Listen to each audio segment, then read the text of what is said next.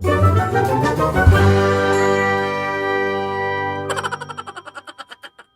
Dear students, તમારું સ્વાગત છે. હર્ષ બારસિયા છું. જુલાઈમાં જે પેપર લેવાયું એમાં 12મા ધોરણનું પણ એક પેપર લેવાયું હતું કોમર્સ અને આર્ટ્સ માટેનું. એમાં જે ઇંગ્લિશમાં નાપાસ થયા હતા એમના માટેનું. એમાં એક સ્પીચ પૂછી હતી. સ્પીચ અને એપ્લિકેશન ઓપ્શનમાં પૂછ્યા હતા.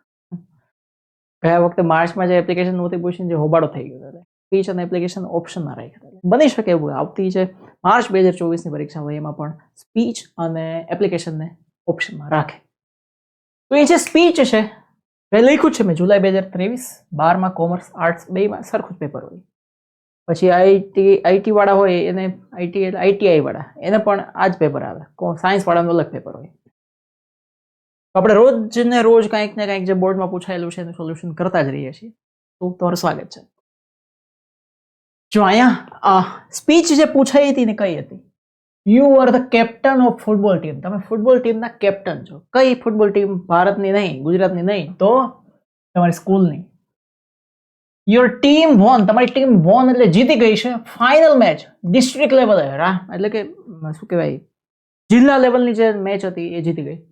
ક્યાં? ખેલ મહાકુંભમાં, જે દર વર્ષે થાય છે. ડ્રાફ્ટ સ્પીચ તૈયાર કરો ઇન અબાઉટ 150 વર્ડ્સ, 150 શબ્દોમાં, to be delivered by you in the school assembly. Assembly એટલે સભા.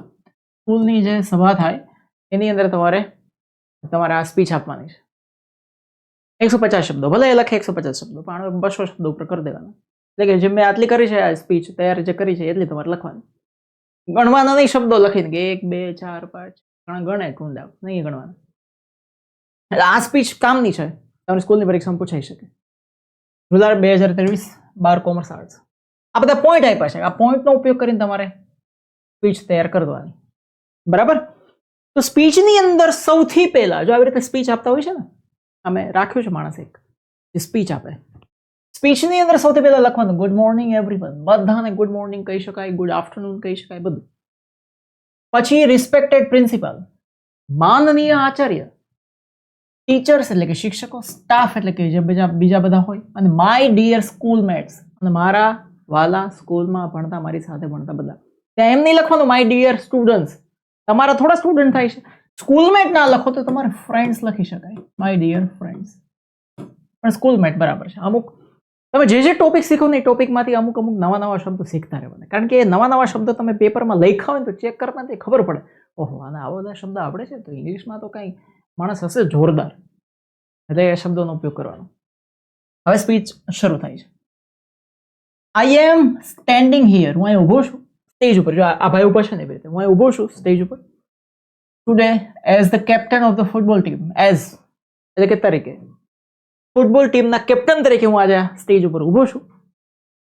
And I am proud to સે. અને મને ગર્વ થાય છે કહેતા. આઈ એમ પ્રાઉડ એટલે કે મને ગર્વ થાય છે. ટુ સે એટલે કહેતા ગર્વ થાય છે. ધેટ કે we have just won the final match. અમે ફાઇનલ મેચ જીતી ગયા છે. We have just won the final match at the district level. કયા લેવલે? ડિસ્ટ્રિક્ટ લેવલે. આ તો ઉપર આવી ગયું. ઇન ખેલ મહાકુંભ. ખેલ મહાકુંભમાં ડિસ્ટ્રિક્ટ લેવલે, જિલ્લા લેવલે અમે ફાઇનલ મેચ જીતી ગયા છે. હાવ સીધા સાદા શબ્દો છે. I am standing here today is the captain of the football team and I am proud to say that we have just won the final match at the district level in the Khel Mahakumbh. હવે ખેલ મહાકુંભ શું છે એ થોડુંક સમજાવવાનું. ઓલા points જે ઉપર લખ્યા હતા ને એ પોઈન્ટ્સ પ્રમાણે જ મેં સ્પીચ તૈયાર કરી છે. Khel Mahakumbh is a state level એટલે કે જિલ્લા લેવલની સ્પોર્ટ ઇવેન્ટ છે. એટલે કે રમત ગમતની એક સ્પર્ધા ઇવેન્ટ છે. ધેટ બ્રિંગ્સ જે લાવે છે ટુગેધર સાથે schools from all over the state. State એટલે કે આખા રાજ્યની જેટલી પણ સ્કૂલો છે એ બધી સ્કૂલોને સાથે લાવે છે, ભેગા કરે છે બધાને. કોણ? ખેલ મહાકુંભ. ધીસ યર આ વર્ષે અવર સ્કૂલ અમારી સ્કૂલ પાર્ટિસિપેટેડ ભાગ લીધો હતો in the football tournament. Tournament કહેવાય. શું કહેવાય? ટોર્નામેન્ટ. ફૂટબોલની ટુર્નામેન્ટમાં અમે આ વર્ષે ભાગ લીધો હતો આપણી સ્કૂલે. એન્ડ વી વોન અને આપણે જીતી ગયા ઓલ ઓફ અવર મેચીસ. જેટલા પણ મેચ રમ્યા બધા મેચ જીતી ગયા. ક્યાં મેચ રમ્યા હતા? એટ ધ તાલુકા લેવલ અને ડિસ્ટ્રિક્ટ એટલે કે જિલ્લા લેવલ. બે જગ્યાના બધા મેચ જીતી ગયા. We won all our matches at taluka and district level. બે લેવલે બધા તાલુકાના મેચ જીતી ગયા, બધા જિલ્લા લેવલના મેચ જીતી ગયા. હવે આભાર માનવાનો છે. I would like to thank, એટલે કે મને આભાર માનવો ગમશે. My teammates. ટીમમેટ્સ એટલે શું? ટીમમાં સાથે બધા સભ્યો હોય, ટીમ મેમ્બર્સ. એનો આભાર માનીશ. શું કામ? Four there hard work. એ લોકોના હાર્ડવર્ક એટલે કે સખત મહેનત માટે, એને જે મહેનત કરી છે એના માટે આભાર. પછી બીજું છે we have been. Have been નો ઉપયોગ ત્યારે થાય જ્યારે છેલ્લા ઘણા સમયથી તમે એકની એક ક્રિયા કરતા હોય ત્યારે. We have been practising. અમે પ્રેક્ટિસ કરતા હતા છેલ્લા ઘણા દિવસોથી, મહિનાઓથી. ટુગેધર સાથે ફોર મંથ્સ, ઘણા મહિનાઓથી અમે પ્રેક્ટિસ કરતા. આઈ એમ સો થેન્કફુલ. હું આભારી છું. કેવો ભારી છું? હું આભારી છું ફોર ધેર સપોર્ટ. એ લોકોના સપોર્ટ માટે, એને જે સપોર્ટ કર્યો. ટીમમાં સપોર્ટ કોઈ ના થાય તો અઘરું થઈ જાય. તમે અમુક ફિલ્મો જોઈએ છે, ખબર હોય, ટીમમાં 2 મેમ્બર આડા ફાટે તો કાંઈ ભેગું ના થાય. બધા એક જોડે રહેવા જોઈએ, એને ટીમ કહેવાય ને. બાકી તો બધા ગ્રુપ. એ લોકો સપોર્ટ કર્યો અને એન્કરેજમેન્ટ, પ્રોત્સાહન આપ્યું. I would also like to thank. મને એનો પણ આભાર માનવો ગમશે. કોનો? અવર કોચ. કોચનું નામ શું છે? મિસ્ટર લલ્લુજી. એને કોચ એટલે હવે તમને ખબર જોઈએ કે કેવું ના પડે. ભારતીય ક્રિકેટ ટીમના કોચ છે અત્યારે રાહુલ દ્રવિડજી. તો અમારા કોચ છે લલ્લુજી, એનો આભાર માનીશ. શું કામ? ફોર, કારણ કે ફોર હીઝ ગાઈડન્સ. એને અમને ગાઈડન્સ આપ્યું, માર્ગદર્શન આપ્યું, સપોર્ટ આપ્યો.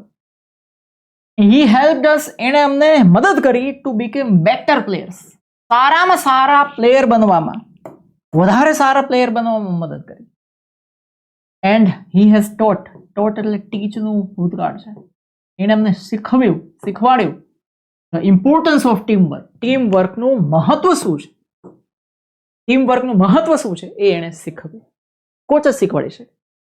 And sportsmanship. સ્પોર્ટ્સમેનશીપ શું છે? એટલે કે રમવાના જે નિયમો હોય, નિયમો તોડ્યા વગર તમારે રમવાનું, સામેવાળાને ખોટે ખોટા ઘાયલ કર્યા વગર તમારે રમવાનું. એ સ્પોર્ટ્સમેનશીપ એને શીખવાડી. ફાઇનલી, આખરે I would like to thank. મને આભાર માનવો ગમશે. કોનો? સ્કૂલનો. સ્કૂલનો આભાર માનવાનો ને. શું કામ? ફોર પ્રોવાઇડિંગ અસ. કારણ કે એને અમને પૂરું પાડ્યું. પ્રોવાઈડ કરવું એટલે પૂરું પાડવું.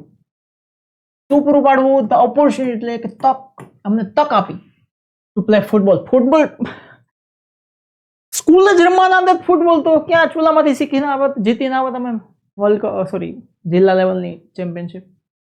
આઈ નો, મને ખબર છે that we are really proud, કે અમને ગર્વ થાય છે અમારા ઉપર ટુ રિપ્રેઝેન્ટ અવર સ્કૂલ. અમે અમારી સ્કૂલને જિલ્લા લેવલે રિપ્રેઝેન્ટ કરી. જિલ્લા લેવલે અમારી સ્કૂલનું નામ અમે રોશન કર્યું. And we will continue. અને અમે ચાલુ રાખશું ટુ વર્ક હાર્ડ.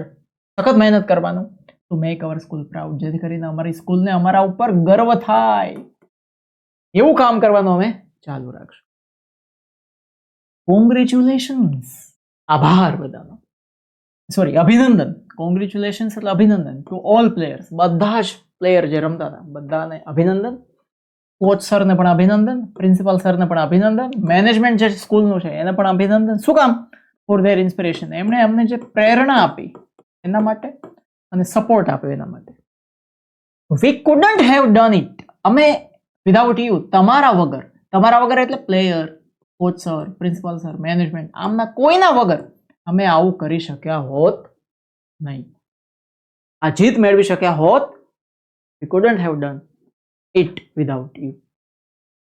અને છેલ્લે લખવાનું થેન્ક યુ, આભાર. કોઈ બોક્સ બનાવવાની જરૂર નથી, બધી બાજુથી લાઈન બનાવવાની જરૂર નથી, કંઈ ડેટ, સમય, ટાઈમ, સ્પીચમાં કશું જ લખવાની જરૂર નથી. અને સ્પીચ આવી રીતે થઈ જાય પૂરી. બરાબર? તો બહુ આઈએમપી આ સ્પીચ કહી શકાય આ વર્ષની. તો સી યુ સૂન. નવા લેક્ચરની અંદર, નવા બોર્ડના કોઈ પ્રશ્ન સાથે, નવા કોઈ ટોપિક સાથે, નવા કોઈ ગ્રામર, ટેક્સ્ટ બુક, નવી દુનિયા સાથે ફરીથી મળીશું. જય હિન્દ, જય ભારત, વંદે માતરમ.